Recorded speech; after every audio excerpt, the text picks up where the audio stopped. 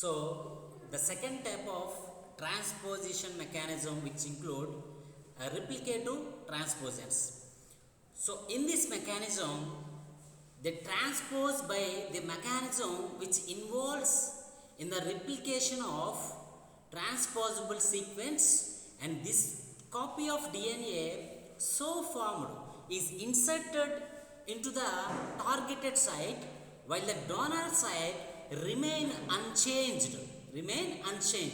Thus in this type of transposition there is a gain of one copy of transposon, and both the donor and recipient DNA molecule are having one transposable sequence each after transposition. Means finally there is a equal sequences of transposons present in the both donor and recipient DNA sequences.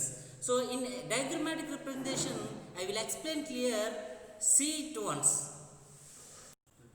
So this is the diagrammatic representation of a replicative mode of transposons. How in this mechanism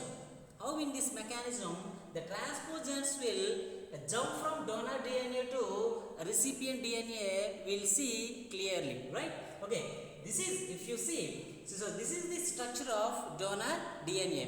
In replicative transpositions లో ఏం జరుగుతుందంటే ఇక్కడ మనకి replication mechanism అనేది జరుగుతుంది. అంటే ఏంటి అంటే ఇక్కడ డోనర్ డిఎన్ఏ ఏదైతే ఉందో ఈ డోనర్ డిఎన్ఏలో మనకి ట్రాన్స్పోజన్ సీక్వెన్స్ ఉంటుంది చూసారా.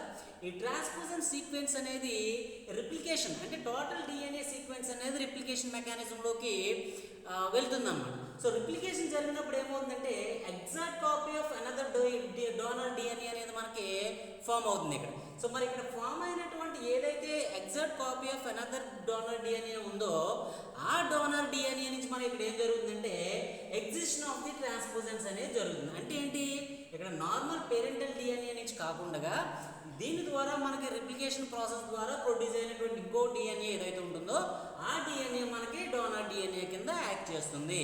సో ఇలా ప్రొడ్యూస్ అయినటువంటి డోనర్ డిఎన్ఏలో మనకి ఇలాంటి ట్రాన్స్పోజిషన్ మెకానిజం జరుగుతుంది. అంటే ఇక్కడ డోనర్ డిఎన్ఏ మనకి ఏదైతే ఫామ్ అవుతుందో ఈ డోనర్ డిఎన్ఏ రెండో డిఎన్ఏ నుంచి మనకి ట్రాన్స్పోజిషన్ ఎంజైమ్ వచ్చి ఇక్కడ బైండ్ అవుతుంది తప్ప మనకి పేరెంటల్ డోనర్ డిఎన్ఏ ఏదైతే ఉందో అక్కడ కట్ అవ్వడం అనేది జరగదు. సో మరి ఇక్కడ రెప్లికేషన్ ద్వారా ఫామ్ అయినటువంటి ఈ డోనర్ డిఎన్ఏ రెండో డోనర్ డిఎన్ఏ ఏదైతే ఉందో ఈ డోనర్ డిఎన్ఏకి ఇక్కడ మనకి ఏమవుతుందంటే సో ట్రాన్స్పోజేజ్ ఎంజైమ్స్ అనేవి యాక్ట్ చేసి ఈ పీస్ని ట్రాన్స్పోజన్ పీసెస్ని కట్ చేస్తున్నాను.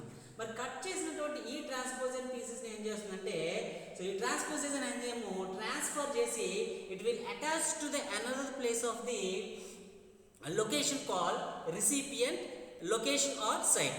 సో ఇక్కడ మనకి ఏమవుతుందంటే ఇక్కడ కట్ చేసినటువంటి పీసెస్ని తీసుకెళ్ళి ఇక్కడ అటాచ్ చేస్తుంది. సో మనకు ఫైనల్గా మనకి రిజల్ట్ చూస్తే ఇక్కడ మనకి రిసిపియంట్ డిఎన్ఏలో ఉన్నటువంటి ట్రాన్స్పోజన్స్ లెంత్ కానీ సో డోనార్ డిఎన్ఏలో ఉన్నటువంటి ట్రాన్స్పోజ్ లెంత్ కానీ ఈక్వల్ పోర్షన్లో ఉంటుంది.